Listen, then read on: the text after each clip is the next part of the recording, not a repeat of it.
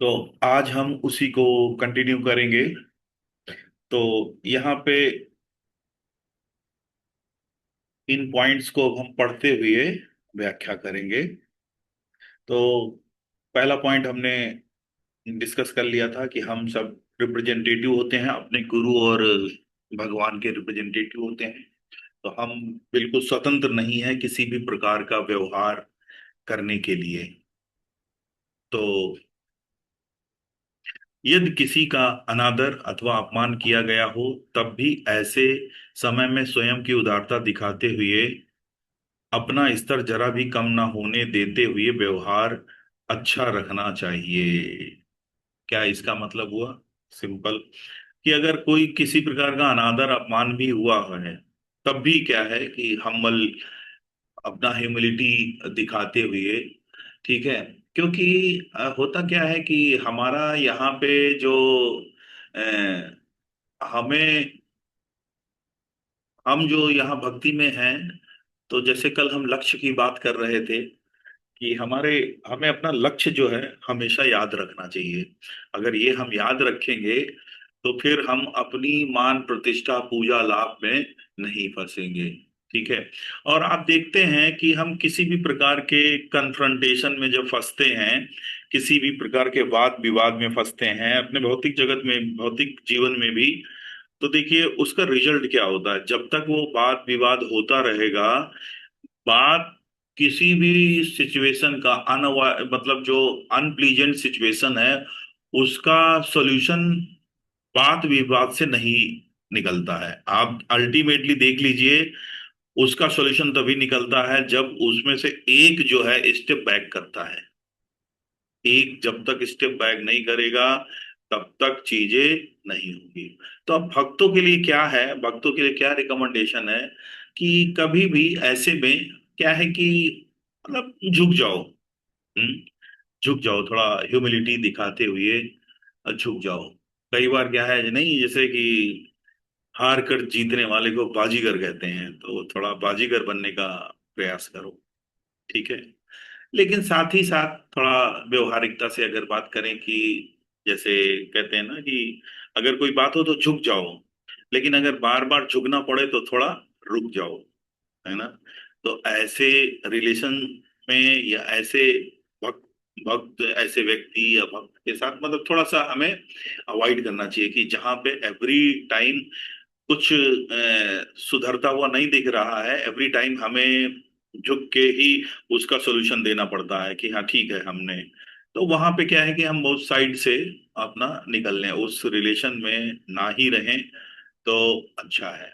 और ये भौतिक जीवन में भी बहुत ज्यादा अप्लाई होता है। ठीक है। कि जब एवरी टाइम, क्योंकि फिर क्या है कि जब हमको एवरी टाइम हमें ही स्टेप बैक करना पड़ता है तो थोड़ा डाउट हो जाता है, सेल्फ डाउट होने लगता है। ठीक है। और वो सेल्फ डाउट है, वो कहीं ना कहीं हमें जो है और ज्यादा अनप्लीजेंट सिचुएशन में लीड करता है। तो यस, निश्चित रूप से एक आइडियल कंडीशन तो यही है कि हम जो है अपमान, कहीं भी अगर कोई ऐसा अनादर या कुछ अनप्लीजेंट सिचुएशन होती है, तो वहाँ ह्यूमिलिटी के साथ जो है हमें अपना व्यवहार बहुत रिएक्ट नहीं करना चाहिए, रिस्पॉन्ड करते रहना चाहिए, लेकिन बहुत रिएक्शंस नहीं होना चाहिए। आइडियल कंडीशन तो ये है कि किसी भी केस में, जैसे पांडव लोग हैं, कभी उन्होंने उफ किया ही नहीं। इतना ज्यादा उनके साथ जो हम देखते हैं, कौरवों ने इतना इस तरीके से उनका व्यवहार किया, जलाने की कोशिश की गई। उनकी समझ लो, पांडवों की बहू को निर्वस्त्र करने की कोशिश की, तो इससे ज्यादा कुछ नहीं हो सकता है। ठीक है। तो हम चूंकि क्या है कि थोड़ा सिद्धांत को समझते हुए व्यवहारिकता रूप से भी उसको समझेंगे, अदरवाइज क्या है कि ये रूल बहुत ज्यादा हमें बड़ा सुपरफिशियल से लगेंगे, क्योंकि हम अभी उस कॉन्सेप्ट पे नहीं है। हम अगर हम कहें कि हमें हमेशा से सहन करना है, ठीक है ना, हमारे कर्मों का फल है, ये मानते हुए हमेशा सहन करना है, ठीक है, तो वास्तव में हमारे ही कर्मों का फल है, सहन करना चाहिए, आखिरी आखिरी टाइम तक सहन करना चाहिए। लेकिन व्यवहारिकता से क्या है कि हमें एवरी टाइम अगर हमें ही स्टेप बैक करना पड़ता है तो थोड़ा रुक जाना चाहिए। ठीक है। और हमें मतलब ऐसे व्यक्ति के चक्कर में पड़ना ही नहीं चाहिए, क्योंकि फिर सेल्फ डाउट की कंडीशन में आ जाएंगे। फिर वो हमारे जो कॉन्फिडेंस को, हमारे स्वाभिमान को और ज्यादा डैमेज करेगा, जो कि हमारी भक्ति के लिए ठीक नहीं है। क्योंकि हम सब साधक हैं, नियोपाइट हैं, संघर्ष कर रहे हैं, यहाँ सुबह उठने में संघर्ष करना पड़ता है। तो ये सारी मतलब बातें बहुत आइडियली हम नहीं एक्सेप्ट कर सकते हैं। हम इनको उतना ही एक्सेप्ट कर पाएंगे जितना हम ज्यादा अपनी चेतना को कृष्णमयी बनाते रहेंगे। तो हमें दोनों चीजें रखनी है, व्यवहारिकता को रखते हुए सिद्धांतों का पालन करते रहना चाहिए। भक्तों को सदा इस पर, हाँ ये बात कर चुके हैं, विपरीत लिंग के व्यक्ति से व्यवहार करते समय विशेष सावधानी रखनी चाहिए। बिल्कुल। ठीक है। क्योंकि एवरी टाइम जैसे क्या है कि स्त्री पुरुष के जो संबंध होते हैं, देखिए, ऐसा नहीं है कि एक अफेयर जैसे क्या है कि नहीं, हम भाई हम कोई किसी से अफेयर थोड़े ना कर रहे हैं, चाहे जिसके लिए, मेल फीमेल किसी के लिए भी। एक मतलब अगर इमोशनल लेवल पे भी आप बहुत ज्यादा इंडल्ज हैं ऑपोजिट सेक्स में, तो ये जो है भक्तों के लिए ठीक नहीं है। इमोशनल लेवल पे ठीक है, आप मान लो किसी अपोजिट जेंडर के साथ मतलब क्या है, इमोशनल लेवल पे भी बहुत ज्यादा अगर इंडल्ज होते हैं, मतलब क्या है, बहुत ज्यादा बातें करने में आपको आनंद आने लगता है, बहुत ज्यादा मैसेजिंग करने में आनंद आने लगता है, तो ये जो है भक्तों के लिए बिल्कुल ठीक नहीं है। ठीक है। सेवा, जहाँ अगर सेवा है तो बिल्कुल मैसेज करिए, बात करिए। ठीक है। लेकिन वो बहुत एक बारीक लाइन को समझते हुए। ठीक है।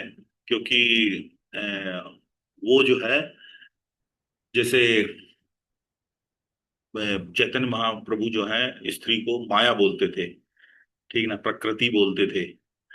और भक्ति में जीवन के लिए ये जो है इस तरीके का व्यवहार ठीक नहीं है। तो ये हमें बिल्कुल ध्यान रखना चाहिए, विपरीत लिंग के व्यक्ति से व्यवहार करते समय विशेष सावधानी बरतनी चाहिए। फिर ये आखिरी पॉइंट जो था कि किसी के भी स्वयं पैरों से स्पर्श हो जाना अपराध माना जाता है। मंदिर में बैठे हुए लोग, हाँ, ये तो हमारा सामान्य सदाचार है। देखो, पैर किसी के लग जाता है तो हम इमीडिएट थोड़ा सॉरी फील कर लेते हैं, है ना, उसको टच करके माथे में लगा लेंगे यार, मतलब थोड़ा रिस्पॉन्ड करते हैं, क्विकली रिस्पॉन्ड करते हैं, पैर लगे अरे, ठीक है ना। लेकिन भक्तों का क्या क्या करते हैं, जैसे पैर लग गया तो थोड़ा स्पर्श करके लगा लिया, मतलब क्षमा, है ना। क्योंकि अभी क्या है कि हम क्या पढ़ रहे हैं, क्या सीखना चाह रहे हैं कि हर जीव जो है आत्मा है, और उसके अंदर परमात्मा स्वरूप में भगवान भी है। ठीक है। तो इसीलिए लांघना भी नहीं चाहिए, किसी शरीर को लांघना नहीं चाहिए। और इस तरीके से कोई अगर अनजाने में स्पर्श हो जाता है तो इमीडिएट हमको मतलब मन से क्षमा मांगते हुए थोड़ा सा व्यवहार में ऐसे करके अपना कर लिया। फिर ये देखिए नीचे लिखा हुआ है, इस शास्त्रों के अनुसार दो ब्राह्मणों या भक्तों के मध्य में जाते समय यदि हाथ दिखाकर हम मार्ग नहीं मांगते तो हमारा संपूर्ण ज्ञान नष्ट हो जाता है। हाथ दिखाकर देखिए, ये होता भी है, जैसे मान लो आपके यहाँ घर पे कुछ प्रोग्राम हो रहा है। ठीक है। तो प्रोग्राम हो रहा है, बहुत सारे लोग बैठे हैं, आपको इधर से उधर जाना है, वहां पे क्या करना पड़ेगा, या तो क्या रौंदते हुए चले जाओ। ठीक है। लेकिन सभ्यता क्या है, थोड़ा झुक के हाथ को आगे बढ़ाते हुए सबको थोड़ा सा कि प्रभु जी, प्रभु जी, ऐसे इस तरह, ये कहने का तात्पर्य यहाँ पे हाथ में। यस। नेक्स्ट।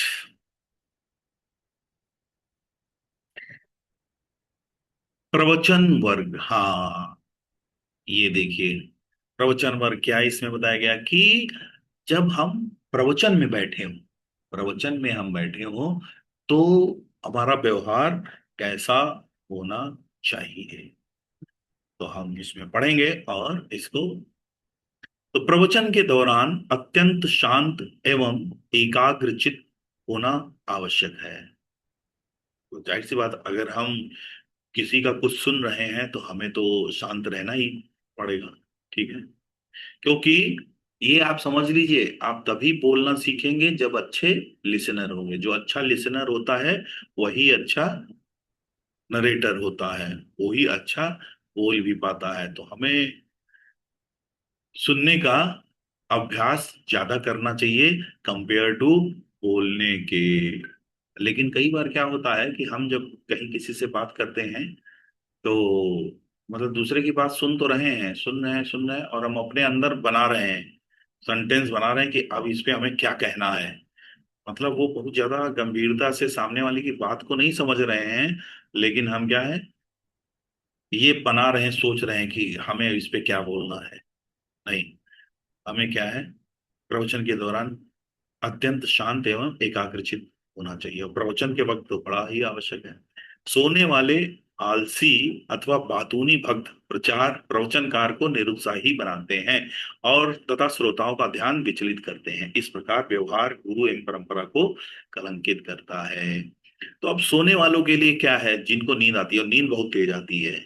आप कभी लेक्चर सुन रहे हो भागवतम वगैरह सुबह, खासकर सुबह, जो मंगल आरती करके पूरा 3 साढ़े 3 बजे के जगे हुए, और फिर वो 7:30 बजे वाली भागवतम क्लास होती है, तो इतना जबरदस्त नींद आती है कि बस बुरा हाल हो जाता है। तो नहीं, सोना नहीं है। सोने का मतलब क्या है कि हम अपमान कर रहे हैं, हम प्रवचनकर्ता का अपमान कर रहे हैं। तो इसी प्रकार से जब हम जूम मीटिंग में कैमरा बंद कर लेते हैं तो वो भी एक अपमान होता है। तो यहाँ पे कुछ लोग अपमान कर रहे हैं, तो ध्यान रखना चाहिए। ठीक है। तो क्या करना चाहिए, तो जूम मीटिंग वालों को कैमरा ओपन कर लेना चाहिए, और जो प्रवचन में लाइव सुन रहे हैं थोड़ा खड़े हो जाएं, है ना, खड़े होके कहीं कोने में थोड़ी देर, बताया गया, दीवार के सहारे खड़े हो जाएं, जिससे कि नींद, अगर बैठे हैं, मान लो अगर आपके पास बोतल है, पानी है, तो अपना पानी पी लिया, ठीक है, थोड़ा सा। तो जिससे क्या है कि नींद थोड़ा आती है, हम एक्टिव हो जाते हैं इंस्टेंट। इससे पहले मंदिर में बैठने के संदर्भ में सुझाए गए नियमों का अक्षर सा पालन करना चाहिए। हाँ, तो पहले हम बात कर चुके हैं कि मंदिर में बैठने के कुछ तरीके बताए थे, है ना। पैर फैला के नहीं बैठना चाहिए, विग्रह की तरह पीठ नहीं होनी चाहिए, हमारे पूरा जो है पैर और पूरा जो है कवर होने चाहिए, इस पैरों का स्पर्श नहीं करना चाहिए, नाक में उंगली, कान में उंगली, ठीक है ना, ये सब नहीं करना चाहिए। तो ये सारी बातें हम पहले ही बात कर चुके हैं। प्रवचन के दौरान मंदिर में अथवा जिस स्थान पर प्रवचन हो रहा है उस कमरे में अंदर बाहर घूमना वर्जित है, क्योंकि इससे प्रवेश में बाधा उत्पन्न होती है। अगर आप सेवा भी कर रहे हैं, बहुत ही आवश्यक है, अगर हो सके तो सेवा रोक दें। बहुत ज्यादा अगर कोई वरिष्ठ एक प्रवचन दे रहा है, तो मतलब ये भी कहा जाता है कि आप तो देखते हुए काल परिस्थिति के हिसाब से, अगर बहुत ज्यादा आवश्यक नहीं है तो बहुत ज्यादा वहां पे मूवमेंट नहीं होना चाहिए। जैसे महाराज जी लोग अब आए हैं, लेक्चर चल रहा है, तो ऐसा नहीं है कि चाहे कितनी बड़ी सेवा हो वहां पे हमें क्या है, सुनना है। उस समय सबसे बड़ी सेवा यही हो जाती है कि भगवान की कथा सुनना। माता पिताओं को अपने बच्चों का ख्याल रखना चाहिए, यदि बच्चे शोर मचा रहे हैं तो उन्हें मंदिर के बाहर ले जाएं। तो इसमें क्या है कि इसको समझना चाहिए। कई बार हमने देखा है कि जैसे प्रवचन होते हैं तो कुछ बच्चे रोने लगते हैं या कुछ करने लगते हैं, तो कुछ प्रवचन करता तो इमीडिएट बिल्कुल भगाते हैं तो लेकिन कुछ लोग टॉलरेट भी करते हैं। तो इसमें ये है कि यस, उससे क्या है, बहुत लोगों का नुकसान हो रहा है, ठीक है। और चूंकि क्या है कि बच्चे को भी अच्छा नहीं लग रहा है तभी वो रो रहा है, तो उसको कंफर्ट देना हमारे लिए ज्यादा आवश्यक है, प्रायोरिटी है। तो आप उसको लेके बाहर जा सकते हैं। ऐसा नहीं है कि कोई ये समझे कि अरे हमको बाहर भगा दिया, है ना। तो उसमें क्या है कि बच्चा अगर रोएगा तो सब तुम्हारी तरफ देखेंगे, ठीक है, कहेंगे नहीं लेकिन बार बार देखेंगे, प्रवचनकर्ता भी आपकी तरफ देखेगा, और आप भी, आपके लिए भी ये सिचुएशन बहुत प्लेजेंट नहीं होगी। तो बच्चों को क्या है, बाहर ले जाएं, उनको के साथ रहें। संबंधित एवं प्रसंगोचित प्रश्न पूर्ण नम्रता पूर्वक पूछे जाएं। यस, तो प्रश्न जो है पूरी नम्रता पूर्वक प्रवचन के दौरान कई बार क्या है, स्पीकर ऐसा बोल देते हैं कि जब अगर कोई प्रश्न हो आपको, आप बीच में भी हाथ उठा सकते हैं, नहीं तो प्रश्न उत्तर जो है प्रवचन के बाद जब समय दिया जाता है, हाँ किसी का प्रश्न है कोई, तो तब ही प्रश्न पूछना चाहिए। ऐसा नहीं है कि बीच में हम, और प्रश्न पूछने का तरीका क्या है, तद विधि प्रणिपातेन परिप्रश्नेन सेवया, मतलब बहुत विनम्र भाव से, बहुत विनम्र भाव से, मतलब इंक्वायरी करते हुए, क्यूरियस होते हुए, ना कि हम नॉलेज चेक करने के लिए। ठीक है, इस प्रकार के भाव से हमें प्रश्न करना चाहिए। श्रीमद् भागवतम एवं भगवत गीता प्रवचन के बाद प्रवचन करता जिस लय में श्लोक गा रहे हो उसी लय में दूसरों को भी अनुकरण करना चाहिए। यस, ये जो है, एक बार प्रवचन हो रहा था, तो कई बार हम भी जैसे है, जैसे कोई बहुत हमको अच्छी धुन मालूम है, तो हम वो अपनी धुन शुरू कर देते हैं। तो ऐसा नहीं, जैसे प्रवचन करता जिस लय में बोल रहा है, तो उसी लय में उसको रिपीट करना चाहिए। ये सदा एटिकेट्स हैं, सिंपल इसलिए ये बात किया जा रहा है। ये एटिकेट क्या करते हैं, एटिकेट जो है पूरे इन्वायरमेंट को एलिवेट करता है। अगर एटिकेट अभी देखिए, जैसे डाइनिंग एटिकेट होते हैं, डाइनिंग एटिकेट मतलब खाना खाने का तरीका है। अभी देखो सब बड़ा एटिकेट के साथ खाना खा रहे हैं, तो जो एनवायरनमेंट होता है, एम्बियंस एक बहुत पॉजिटिव एम्बियंस बनता है, सब कुछ बहुत स्मूथली चीजें चलती हैं। अभी कोई चपड़ चपड़ कर गड़बड़ खा रहा है, कुछ कर रहा है ना, डिस्टर्ब होने लगता है, बहुत फैला रहा है, नई चीजें, फिर हमें क्या है, अनईजी होने लगते हैं, दूसरे भी अनईजी। तो ये सब एटिकेट है, सिंपल सदाचार है, जिनका हमें पालन करना चाहिए।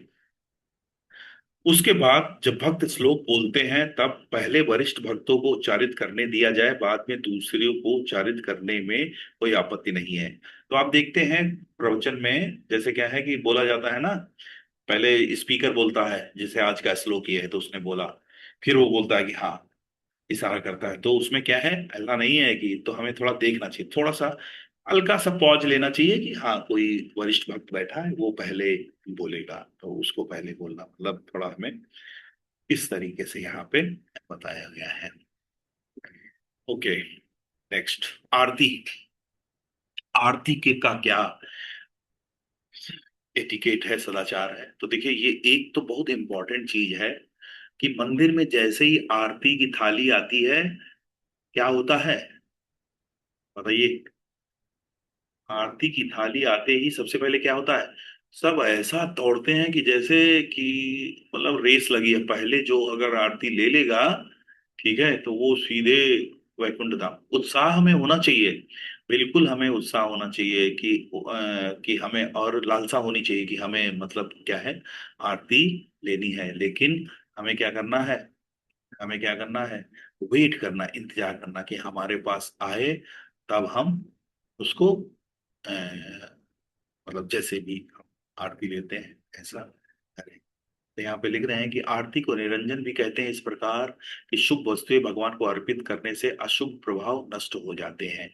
हम जो भी अर्पित करते हैं वे सभी पदार्थ भौतिक पदार्थ के शुद्ध रूप में होते हैं और वे इंद्रिय विषयों का प्रतिनिधित्व करते हैं। इस प्रकार आरती की संपूर्ण विधि शुभकारी होती है। दिन की पहली आरती मंगल आरती में सम्मिलित होना विशेष रूप से शुभ माना जाता है। 17वीं शताब्दी के मध्य में अवतीर्ण हुए श्रील विश्वनाथ चक्रवर्ती ठाकुर कृष्ण भावनामृत की गुरु शिष्य परंपरा के महत्वपूर्ण आचार्य हैं। उनका कथन है, जो कोई भी ब्रह्म मुहूर्त के समय श्री गुरु के प्रति समर्पित सुंदर प्रार्थनाओं का गायन सावधानी पूर्वक उच्च स्वर में गान करता है, उसे मृत्यु के समय वृंदावन नाथ भगवान श्री कृष्ण के चरण के प्रति प्रत्यक्ष सेवा का अवसर प्राप्त होता है।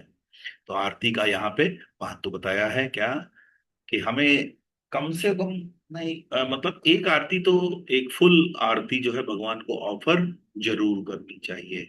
चाहे वो सुबह की करें, सुबह की ब्रह्म मुहूर्त की अगर गृहस्थ नहीं भी कर पाते हैं तो 6, 6:30, जो भी उनके लिए कम से कम भगवान की आरती करें, या फिर संध्या आरती, क्योंकि कोई वर्किंग भी है तो सुबह शाम तो भगवान के लिए अवेलेबल रहेगा ही। तो अब ये डिपेंड करता है कि वो आरती आप कैसे करते हैं, समय समय जैसे धूप दीप की केवल आरती कर सकते हैं, या आप पूरे पंचरात्रि विधि से आरती कर सकते हैं, मतलब भगवान को धूप ऑफर करना, दिया ऑफर करना, वस्त्र ऑफर करना, पुष्प ऑफर करना, जल ऑफर करना, चंवर डुलाना, मोर पंख डुलाना, ये पूरी आरती है। ठीक है। तो उसका विधि भी है जो वैष्णव लोग पालन करते हैं। तो उसमें सारी विधि में ये बताया जाता है कितनी बार हमको दीपक घुमाना है, चरणों पे कितना दिखाना है, नाभि कमल को कितना दिखाना है, मुख कमल को कितना दिखाना है। तो ये सारी बातें, कितनी बार हमें चंवर चलानी है, कितनी बार मोर पंख चलाना है, तो ये सारी बातें जो है वहां पे हमें ध्यान रखनी होती है। और एटिकेट के रूप में हमने क्या बताया, आरती जब लेते हैं हम, विशेषकर मंदिर में, तो बहुत ज्यादा ऐसा नहीं है एक दूसरे के ऊपर हम बिल्कुल गिर जाएं। तो आरती का क्या होता है, जैसे आरती जब दी जाती है तो जैसे हॉल में, टेम्पल हॉल में जो सबसे वरिष्ठ है उसको आरती देना चाहिए। उसको पहले उसके पास ले जाएं, फिर धीरे धीरे जो है सभी के पास आरती जाती। तो हमें वेट करना चाहिए अपने टाइम का कि आएगी हमारे पास आरती, और हम उसको प्रसाद ग्रहण करेंगे, आरती प्रसाद जो है ग्रहण करेंगे। ओके। अभी महाप्रसाद और निर्माल्य स्वीकार करना मतलब प्रसाद ग्रहण करना। तो उसमें क्या है कि खाद्य पदार्थ है, कई बार क्या है मतलब महाप्रसाद हमें किसी वस्तु के रूप में मिल सकता है। वस्तु के रूप में जैसे महाराज ने क्या है, मान लो अपना कोई वस्त्र दे दिया, महाराज ने अपनी एक बुक दे दी, महाराज ने अपना पेन दे दिया, किसी वरिष्ठ ने हमको। तो इस तरीके से, और निर्माल्य उसी को कहते हैं, कैसे हमें स्वीकार करना चाहिए। ठीक है। तो फूल अथवा हार के बारे में क्या कहा, निर्माल्य पर पैर रखकर या उसे गंदे स्थान पर फेंक कर किसी को भी उसका अपमान नहीं करना चाहिए। जैसे नहीं, आप देखते हैं कि माला पहनाया जाता है, माला पहना देते हैं, कई बार वरिष्ठ लोग अपना उतार के माला आपको दे देते हैं। तो उस चीज की बात यहाँ पे हो रही है निर्माल्य की, कि उसको हमें कैसे डिस्पोज करना है, क्योंकि वो महाप्रसाद है, वो महाप्रसाद है। ठीक है।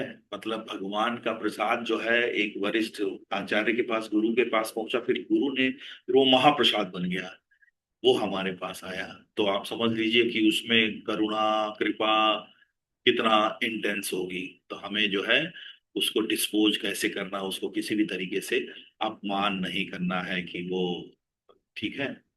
तो निर्माल का आदर करने के पश्चात उन्हें एकत्रित करके नदी, तालाब या समुद्र में प्रवाहित कर दें। बेटर है कि जैसे हम गमले उमले में भी डाल देते हैं। जनरली मैं जैसे माला लाता हूँ गमले में, तो गमले में क्या है, वो डिस्पोज होके, डिकम्पोज होके, वो एक उर्वरा मतलब खाद की तरह काम करते हैं। ठीक है ना। महाप्रसाद रूपी हार का मस्तक से स्पर्श करके गले में पहनकर अथवा सुगंध लेकर भक्त आदर करते हैं। आपने ये ऑब्जर्व किया होगा, जैसे माला पहनाई जाती है तो देखिए क्या है उसका, उसको, उसका सुगंध लेते हैं, ये हम उसका आदर करते हैं। ठीक है ना, उसका ऑनर करते हैं जो हमको महाप्रसाद मिला।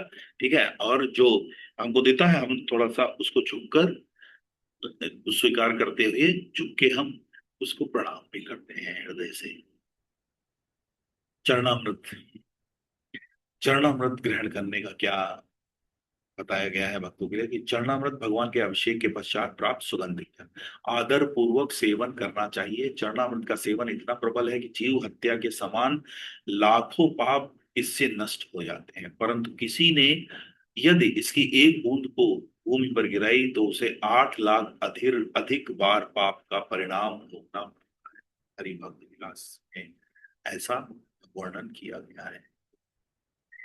पुजारी चरणामृत विपरीत वितरित करते समय तथा भक्त चरणामृत ग्रहण करते समय मस्तक पर लगाते समय उपरोक्त मंत्र का उच्चारण करें। कौन सा मंत्र पता नहीं, इस मंत्र की बात, महाप्रसादे गोविंदे, पता नहीं कौन से मंत्र की बात यहाँ पे की गई है। यहाँ पे शायद कुछ लिखा नहीं। वैसे हम लोग जो है महाप्रसादे गोविंदे वो ब्राह्मणी वैष्णव की जो प्रसाद ग्रहण करने से पहले जो मंत्र उच्चारण करते हैं।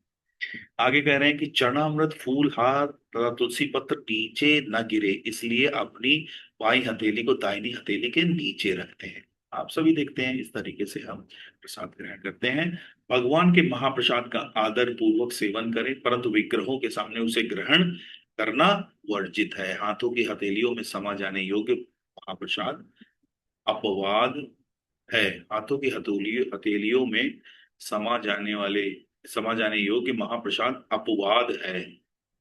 ये क्या बताना चाह रहे हैं? हाथों की हथेलियों में समा जाने योग्य महाप्रसाद अपवाद मतलब बहुत ज्यादा नहीं लेना चाहिए। बिल्कुल ऐसा बना के। ठीक है। तो ये जो है सामान्य नियम है। तो इसमें ये बात थोड़ा सा समझने की है कि विग्रह के सामने हमें भोजन नहीं, मतलब कोई भी चीज नहीं ग्रहण करनी चाहिए। प्रसाद देखिए, आप देखते हैं मंदिर में अल्टर बंद कर दिया जाता है। अल्टर को जो है हम बंद कर देते हैं प्रसाद पाते समय। क्यों बंद कर देते हैं? क्योंकि देखिए भाई, मालिक के सामने नौकर बैठ के थोड़े ना खाएगा। जो मालिक मतलब जो चुपचाप नौकर कोने में बैठ के खाएगा ना। तो इसलिए हम कभी भी विग्रहों के सामने भोजन ग्रहण नहीं करते हैं। घी का दीपक। कुछ पारंपरिक मंदिरों में दीपक को सर्वप्रथम पीछे स्थित गरुड़ जी के पास ले जाया जाता है। मंदिरों में गरुड़ होते हैं सामने, आप देखेंगे बड़े टेम्पल्स में सामने गरुड़ जी का विग्रह होता है। इस्कॉन मंदिर में दीपक सर्वप्रथम श्रील प्रभुपाद के समक्ष ले जाया जाता है, जो अंतरराष्ट्रीय कृष्ण भावनामृत संघ के संस्थापकाचार्य हैं एवं उपस्थित समस्त वैष्णव में श्रेष्ठ हैं। अर्पित दीपक को आदर के साथ हाथ से दीपक का स्पर्श मस्तक पर करते हुए जय महाप्रसाद का उच्चारण करें। भगवान के वस्त्र। भगवान के वस्त्र भी निर्माल्य ही हैं। उनका प्रसाद के रूप में आदर पूर्वक वितरण किया जा सकता है। अन्य पूजनीय वस्तुओं के मध्य रखकर इनका आदर करें, अथवा किसी शीशे की मंजूषा या दीवार पर चित्र की भांति टांग कर रखें। उन वस्त्रों को केवल भक्तिमय कार्यों के लिए काटना अथवा सीना चाहिए, जैसे जपमाला की थैली, छोटे बच्चों के नाटक जैसे कार्यों में लगाने लगने वाले। क्योंकि बड़े बड़े मंदिरों में जो भगवान के विग्रहों की ड्रेसेस जब बदलते हैं, तो पुरानी ड्रेसेस को जो है भक्तों में ही उनको दे देते हैं। भक्त कुछ थोड़ा सा सामान्य दान भी उसके बदले में दे देते हैं। तो इस तरीके से बता रहे हैं कि उनको हम, वो भी क्या है, भगवान, और भगवान की वस्तुओं में कोई भेद नहीं है। तो उनका भी हमें सम्मान उतना ही करना है जैसे हम भगवान का करते हैं। भगवान की तरह भी वो भी पूजनीय होते हैं। और उनका कैसे प्रयोग करें? जैसे मान लो हमने उसकी अपनी बीड बैग की अ, झोली बना लिया, जपमाला की बच्चों के, जैसे यहाँ पे बताया गया है। भगवान के वस्त्रों को निचले शरीर के निचले भागों के लिए प्रयोग ना करें, कि लहंगा बना लिया या किसी तरीके से। ठीक है। महाप्रसाद। भारत के अधिकांश मंदिरों में देखा गया कि दर्शन आरती के पश्चात पुजारी थोड़ा सा प्रसाद गर्भगृह से अथवा बाहर आकर सभी भक्तों को बांटते हैं। कभी कभी प्रचार की दृष्टि से नए लोगों को प्रसाद बांटा जाता है। भक्त इस उच्छिष्ट को तुरंत स्वीकार करते हैं। यदि संभव हो तो प्रसाद को भगवान के समक्ष न खाकर मंदिर के बाहर आकर खाएं। यथा संभव सूखे प्रसाद का वितरण करने का प्रयास करें, क्योंकि गीले प्रसाद की भूमि पर गिरने की संभावना रहती है। देखिए, इसमें समझना है कि महाप्रसाद जो है, महाप्रसाद जो डायरेक्ट भगवान को ऑफर होता है, जैसे जैसे जैसे मंदिरों में, जैसे भंडारे में हम लोग क्या करते हैं, जैसे अभी बहुत बड़ा भंडारा, मान लो जन्माष्टमी है, तो अभी क्या है कि हम जो ये जो बनेगा, जो भगवान का भोग बनेगा, उसमें से हम लेके भगवान को ऑफर कर देते हैं। तो जब हमने ऑफर कर दिया तो सारा जितना बचा हुआ है वो वो प्रसाद बन जाता है। लेकिन अब अगर हम जो अंदर अल्टर से निकाल के उसमें मिलाते नहीं है। क्यों नहीं मिलाते हैं? क्योंकि उसमें क्या है कि बहुत सारे ऐसे भक्त होते हैं जो इतना महिमा नहीं जानते हैं प्रसाद की। तो वो फिर उनको अपराध लगता है, बड़ा अपराध लगता है। और इस तरीके के भंडारे वंडारे में क्या है, बहुत सारा पैरों के नीचे आता है। तो इसलिए जहां भी भक्त बहुत ज्यादा गंभीर भक्त नहीं है, वो इस चीज को नहीं समझते। तो जो भोग बनाया जाता है, भोग भगवान को ऑफर कर दिया जाता है और वो मिलाया नहीं जाता है। ठीक है। मिला दिया गया तो मतलब सारा महाप्रसाद हो गया। अब उसके लिए हमें बहुत ज्यादा सचेत रहना पड़ेगा। कि तभी देखिए कि आप कई कई भक्तों को देखते होंगे, बिल्कुल चाट चाट के पूरा खत्म कर देते हैं, कुछ भी जो है व्यर्थ ना जाए, इस तरीके से। और ये भोग और प्रसाद का देखिए, उसमें क्या होता है, जैसे आपने मान लो वाटरमेलन लाए, तो वाटरमेलन वेलन अगर आपने आधा ऑफर कर दिया तो बचा हुआ आधा भी ऑफर हो गया, वो रखा जरूर है बाहर लेकिन वो ऑफर होगा, क्योंकि वो एक इंटिटी है। जैसे आप काजू 1 किलो लाए और उसमें से 10 काजू भगवान को ऑफर कर दिए, तो ऐसा नहीं है कि सारे काजू प्रसाद बन गए, नहीं। काजू इंडिविजुअल इंटिटी है, 10 इंटिटी आपने चढ़ाई उसमें से, मतलब बाकी बचा हुआ भी आप एवरीडे ऑफर कर सकते हैं। मैंगो, आप 10 मैंगो लाए तो 10 में से एक ऑफर कर दिया तो 9 अभी फिर ऑफर कर सकते हैं। आप समझ रहे हैं किस तरीके से। लेकिन अभी हमने अगर खीर बनाई तो खीर हमने सोचा कि आधी खीर अभी सवेरे ऑफर करके खा लेते हैं और आधी खीर शाम को ऑफर करेंगे, तो आपने जैसे खीर निकाली वो सारी ऑफर हो गई।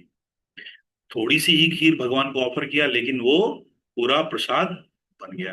तो इस तरीके से महाप्रसाद और प्रसाद का मतलब हमें समझना है और उसको ध्यान में रखना है।